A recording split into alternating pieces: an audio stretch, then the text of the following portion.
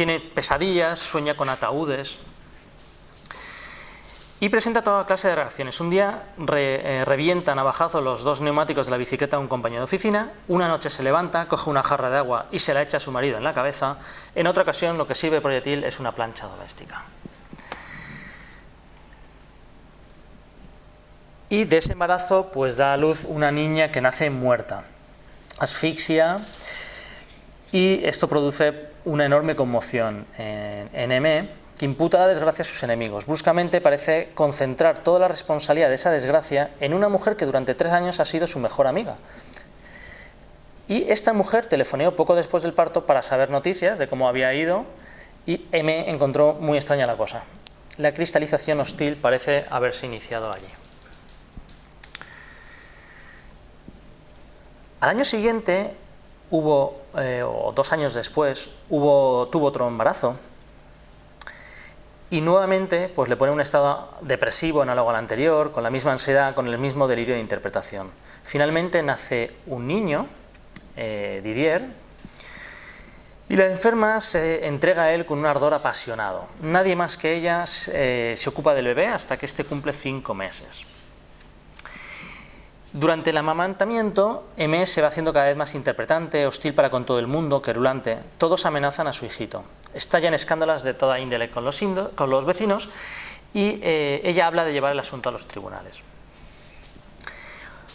Un día a su marido le llegan 2 noticias: que quiere renunciar a su trabajo y que ha pedido pasaporte para irse a los Estados Unidos falsificando una autorización de su marido, que en aquel momento en Francia era necesaria. Y ella contesta que se quiere ir con el deseo de ser novelista. En cuanto al niño, confiesa que hubiera tenido que abandonarlo. En la época actual, en el actual ingreso, lo que comenta es que esta confesión no le provoca una excesiva reacción de vergüenza. Si se hubiera lanzado a esa empresa, habría sido por el bien del hijo. Sus familiares le suplican que renuncie a esas locas imaginaciones, y M tiene un recuerdo penoso de aquella época. Entonces tramaron un complot para arrancarme a mi hijo, niño de pecho, e hicieron que me encerraran en una casa de salud. Aquí es su primer ingreso, ¿vale? A los meses de tener a su hijo, tiene el primer ingreso. Cuando sale de la clínica no curada de este primer ingreso, descansa durante algunos meses, parece que se ocupa de sus labores satisfactoriamente, pero seguía conservando una inquietud profunda. ¿Quiénes eran los enemigos misteriosos que parecían estar persiguiéndola? ¿No tenía ella un alto destino que llevar a cabo? Es decir, las ideas de persecución y las ideas megalomaníacas siguen presentes, ¿no? Si quiso salir de su casa y trasladarse a la gran ciudad, fue para buscar la respuesta a esas preguntas, ¿vale? Pidió el traslado en su trabajo a París, se lo concedieron y se fue ella sola a vivir a París. Y allí es donde ella va construyendo progresivamente la organización delirante. Comenta que esta actriz a la que agrede, la señora Z, había amenazado la vida, o estaba amenazando la vida de su hijo, pese a que no había habido ninguna relación ni directa ni indirecta con ella. Un día estaba yo trabajando en la oficina, esto va entrecomillado, lo dice M, al mismo tiempo que buscaba dentro de mí, como siempre, de dónde podían venir esas amenazas contra mi hijo, cuando de pronto oí que mis colegas hablaban de la señora Z. Entonces comprendí que era ella la que estaba en contra de nosotros. Vale, parece que son hechos fortuitos, casuales, de repente oye hablar de esta señora y la mete en el delirio, ¿no?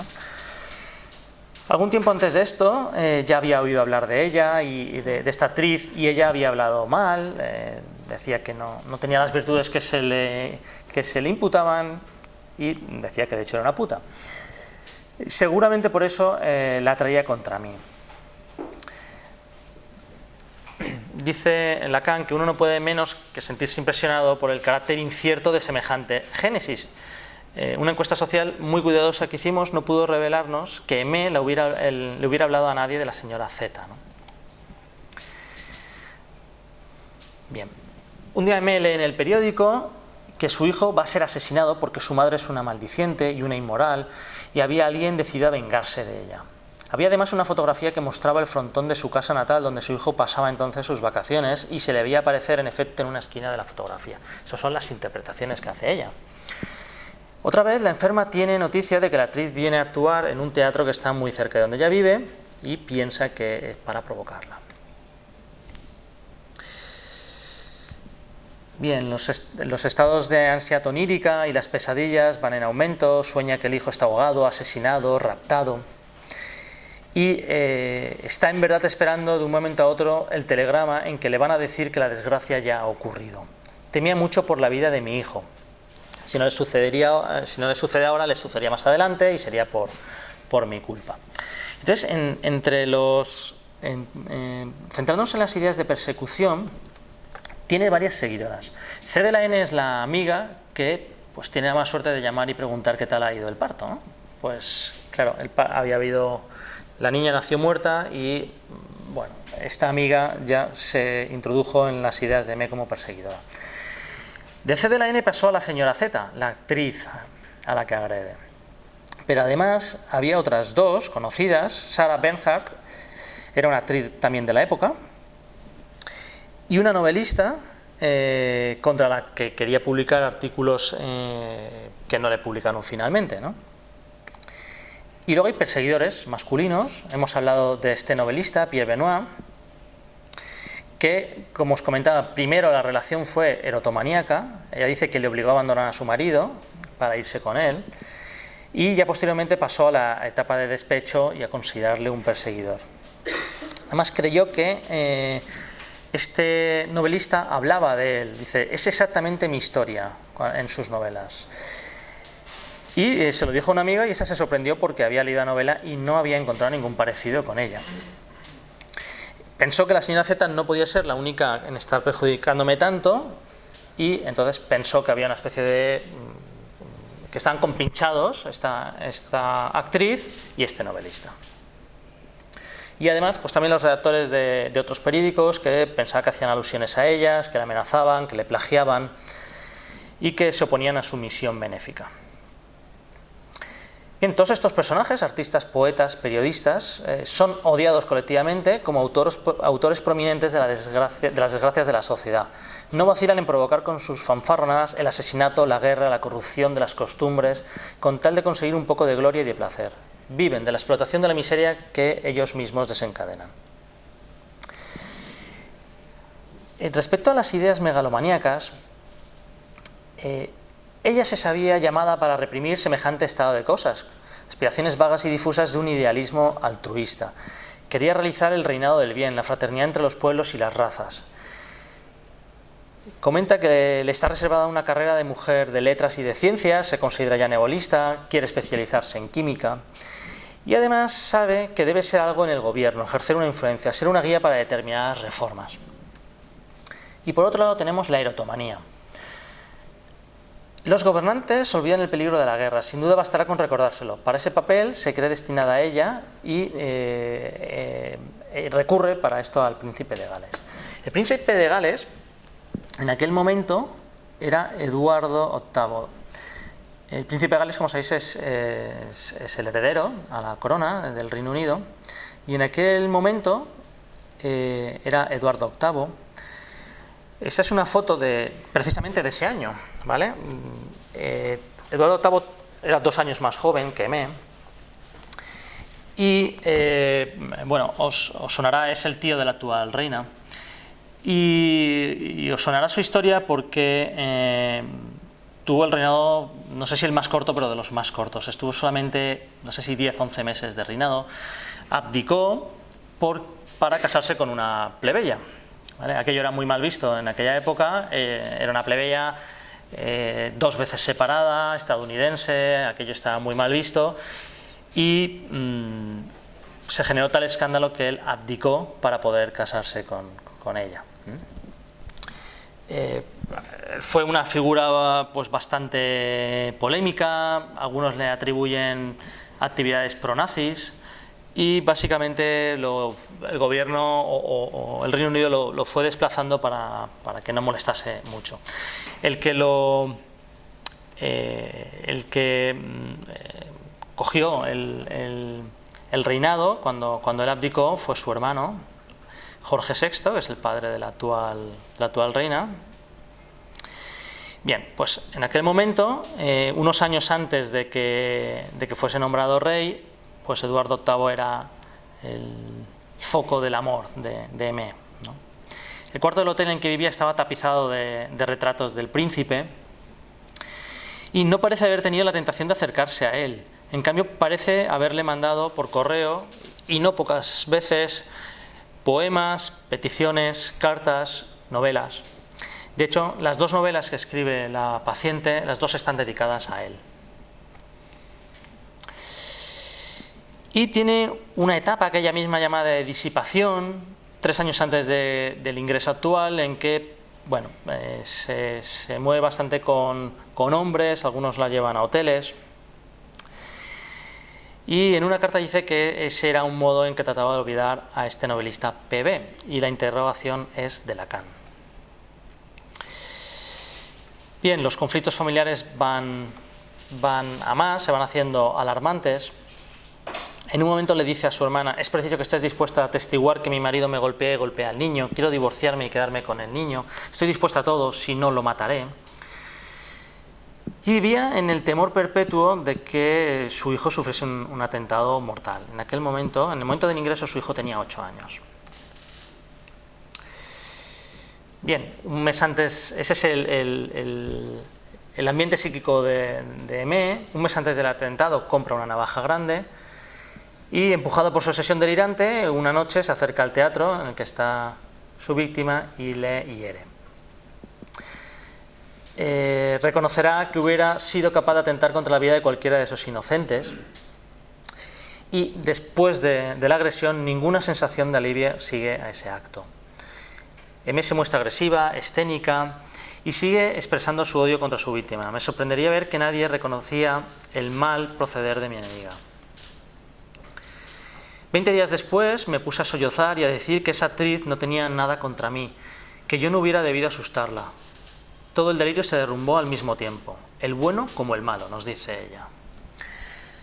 Se le muestra toda la vanidad de sus ilusiones megalomaníacas al mismo tiempo que la inanidad de sus miedos.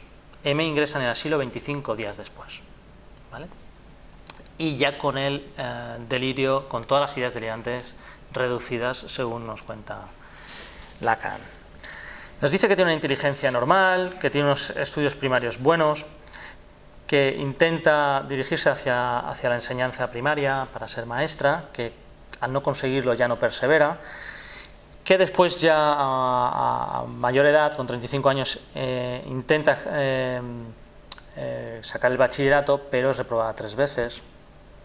Y a nivel laboral es considerada por sus jefes y sus compañeros como muy cumplidora, un verdadero caballo de labor, y a causa de ello es tratada con consideraciones.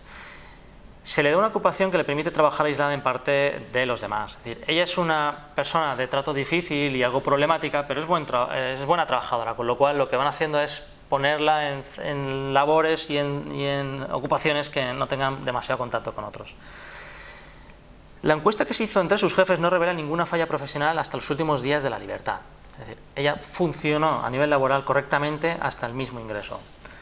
Todo lo contrario, el día que siguió al atentado llegaba a su oficina una carta en la cual se notificaba que había sido ascendida. Un dato relevante que hasta ese mismo momento mantiene la funcionalidad. Bien, en cierto momento le pedimos que nos contara su historia por escrito. Lacan se fija mucho en el lenguaje y nos dice que el relato, en este relato que ella hace, pues la frase es breve, bien redondeada, no hay ningún rebuscamiento, el ritmo del relato no está retardado por ningún circunloquio, ningún paréntesis, ninguna repetición, ningún raciocinio formal. Es decir, no parece haber las típicas alteraciones de los psicóticos, de los paranoicos. Y en su tesis reproduce diversos pasajes de los escritos de Aimé. Respecto al comportamiento de la enferma en el hospital, dice que es un comportamiento adecuado, nunca rompe el orden del servicio, participa en labores de aguja, también en el servicio de biblioteca, se relaciona bien con un tacto y discernimiento correctos con otras enfermas. Las anomalías del comportamiento son raras, sobre todo risas solitarias que parecen inmotivadas y bruscas caminatas por los corredores, y ninguna variación ciclotímica apreciable. Mantiene una gran reserva. Detrás de esta da la impresión de que sus incertidumbres interiores distan mucho de haberse apaciguado. Vagas reapariciones de la eratomanía pueden adivinarse bajo sus efusiones literarias, pero allí se quedan. No se puede hablar de reincidencia en el delirio. Y lo que suele decirnos, regresar a la oficina, trabajar, volver a ver a mi hijo, esa es toda mi ambición. Y hace una crítica de lo que había sucedido. Me había consagrado un ideal, una especie de apostolado, el amor del género humano al cual yo lo subordinaba todo. Lo he perseguido con una perseverancia renovada día tras día. Ahora que los acontecimientos me han reintegrado a mi modestia, mis planes han cambiado y no puedo ya trastornar en nada la seguridad pública. No me voy a atormentar ya por causas ficticias y cultivaré la calma y la expansión del espíritu. Haré de manera que mi hijo y mi hermana no tengan ya motivos de queja contra mí a causa de mi desinterés, que ha sido excesivo. Las producciones literarias, dice Lacan, que son materiales preciosos para nuestro estudio de las relaciones del delirio de la enferma con su personalidad. Y como os comentaba, escribió antes del ingreso, los meses antes del ingreso, 2 novelas, y ambas las dedica a El Príncipe de Gales. A la primera le llama El detractor y a la segunda Salvo nuestro respeto. Bien, y con este panorama clínico, pues Lacan descarta algunos diagnósticos. Por un lado, una demencia orgánica. Dice que lo que domina el cuadro, y muy evidentemente, es el delirio sistematizado con una organización que conecta sus diferentes temas. No hay, por tanto, ni confusión ni otras alteraciones somáticas o mentales características de la demencia. Descarta también esquizofrenia y otras formas de psicosis paranoides y parafrenias. Ha conservado dentro de límites normales la noción de su personalidad. Su contacto con lo real ha mantenido una eficacia suficiente. La actividad profesional se ha desarrollado hasta la víspera del atentado. Ninguno de los trastornos definidos de la ideación, de la afectividad y del comportamiento, que son los mismos, los síntomas fundamentales de la esquizofrenia, se halla en nuestro caso. En cuanto a los trastornos episódicos que ha presentado la enferma, como sentimientos de extrañeza, déjà vu, adivinación del pensamiento, algunas alucinaciones, nos dice que son síntomas de esquizofrenia, pero que no le son propios y que pueden estar en otros trastornos. Y también descarta la psicosis maníaco-depresiva porque no hay intermitencias en los delirios ni notas de hiperestenia maníaca o de depresión o entremezcladas con la suficiente nitidez para que le demos algún valor diagnóstico. ¿Vale? No obstante, no cierra la puerta de este diagnóstico merced a la evolución futura de la enferma. Y por tanto, como diagnóstico, con lo que se queda es con la paranoia. Y nos dice, por su sistematización, su egocentrismo, su desarrollo lógico sobre premisas falsas y la movilización tardía de los medios de defensa. Se adapta a la descripción crepeliniana que dice que la conservación del orden de los pensamientos, los actos y el querer. Los delirios paranoicos son delirios comprensibles. Bien, en el interior de este marco de la paranoia, nuestro diagnóstico se detendrá evidentemente en el delirio de interpretación.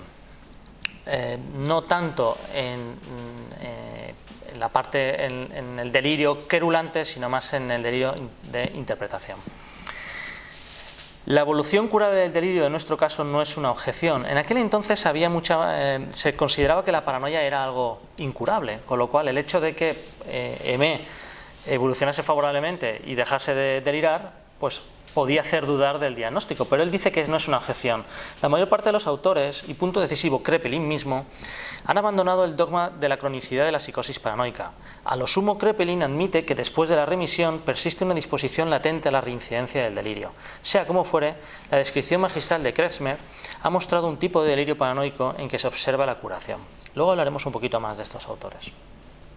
Y se hace esta pregunta: ¿representa la psicosis de nuestro caso un proceso orgánico psíquico? Bien, la noción de proceso psíquico se funda en un dato clínico de un elemento nuevo, ajeno a la personalidad,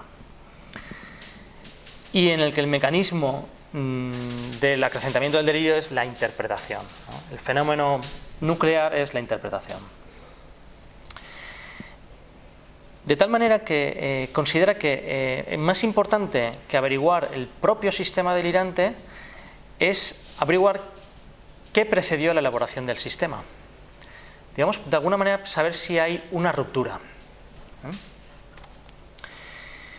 En el caso de M nos dice que hay unos estados puerperales. Está claro que M se puso mala cada vez que estuvo embarazada.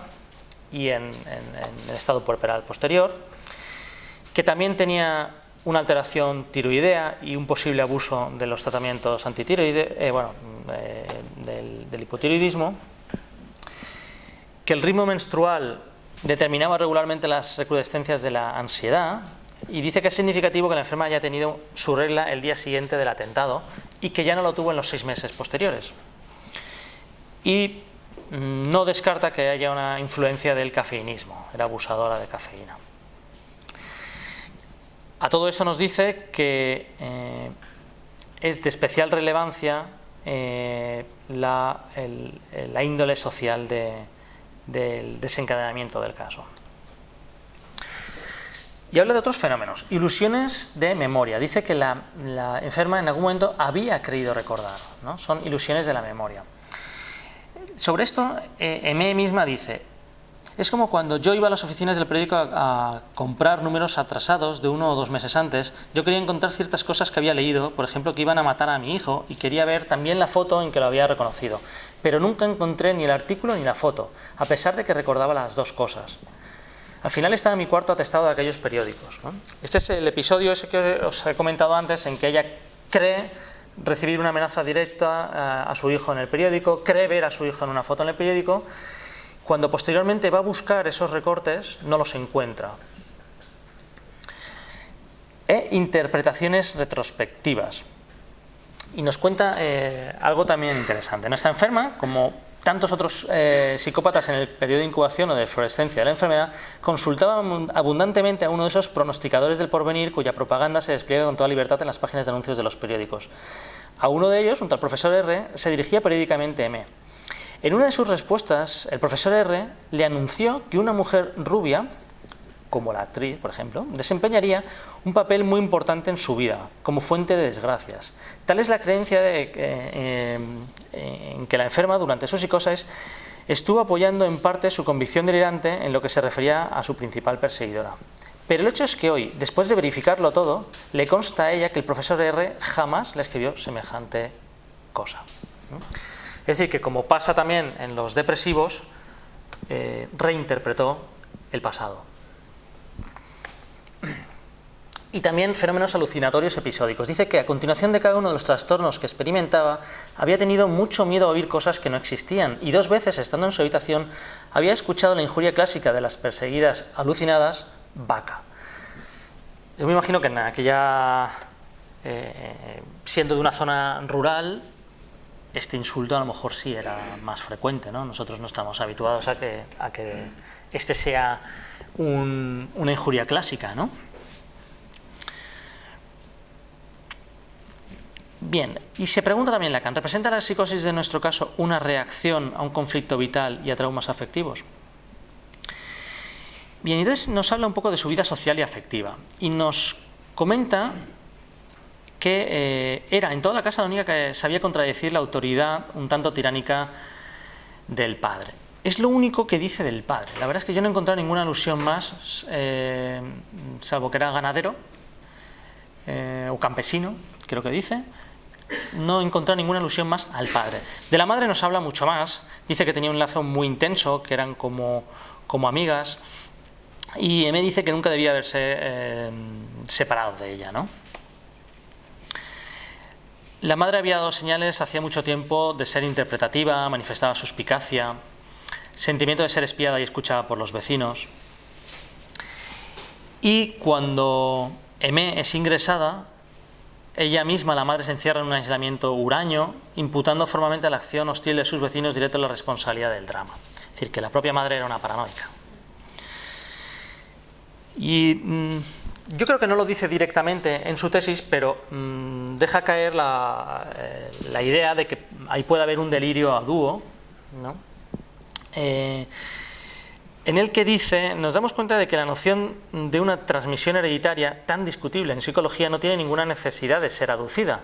La anamnesis demuestra invariablemente que la influencia del medio se ha ejercido de manera ampliamente suficiente para explicar la transmisión del trastorno. Es decir, su madre es una paranoica, pero él no cree que haya heredado genéticamente, digamos, esa paranoia, sino que ha sido por influencia del entorno en el que ha vivido con una madre enferma.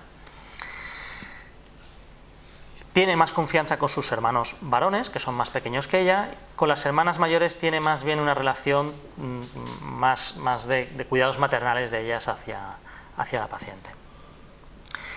Sobre su personalidad dicen algunas cosas como que nunca está lista cuando los demás sí que están. Ella está siempre atrasada. Hay una lentitud y un retraso de los actos que son rasgos de la psicastenia que había descrito Janet, como también la ambición inadaptada, ¿no? Esos sueños que tiene ella de llegar a ser cosas que luego nunca no puede cumplir, ¿no? También dice que es indócil y que le influenció profundamente la vida en el campo. Nos cuenta una historia de su primer amor. Siendo adolescente, se entera que el chico con el que está con ella por una apuesta que había hecho. Y esa relación no dura más que un mes. No obstante, ella durante 3 años le sigue mandando cartas de amor. Aquí hay una relación ya de una cierta idolatría, ¿no? No llega a ser erotomaníaca, pero ya se ve cómo es capaz de volcarse en este sentimiento amoroso, ¿no? De hecho, dice que descartando a todos los demás hombres que se hubiesen ofrecido como partidos convenientes. Es decir, durante 3 años mantiene correspondencia con este chico que no quiere nada de ella y no va con otros hombres. Pero posteriormente M no tiene ya más que odio y desprecio por el objeto indigno de sus pensamientos. Paso bruscamente del amor al aborrecimiento.